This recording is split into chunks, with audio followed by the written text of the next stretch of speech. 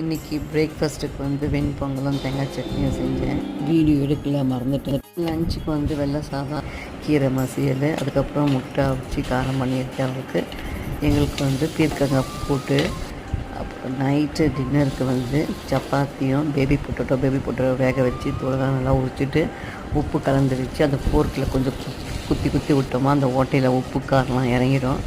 அதுக்கப்புறம் கடாய் வச்சு எண்ணெய் ஊற்றி ஜீரகம் தாளித்து வெங்காயம் இஞ்சி பூண்டு நசுக்கி போட்டு தக்காளி வந்து அரைச்சி ஊற்றி தனியாத்தூள் மிளகாத்தூள் ஜீரகத்தூள் இதெல்லாத்தையும் அரை ஸ்பூன் கரம் மசாலாவையும் போட்டு நல்லா கலந்துட்டு கொஞ்சம் 1/4 டம்ளர் தண்ணி ஊற்றி அதை நல்லா வேக வைக்கணும். அது வந்து அந்த மசாலாவுடைய காரெல்லாம் அதில் இறங்கிட்டதுக்கப்புறம் கொத்தமல்லி தழையை தூவி இறக்கிடுவேன். அது வந்து பேபி பொட்டேட்டோ மசாலா. அது வந்து சப்பாத்திக்கும் ப்ளஸ் தோசை. எனக்கு வந்து நான் தோசை சுட்டுக்கிட்டேன்.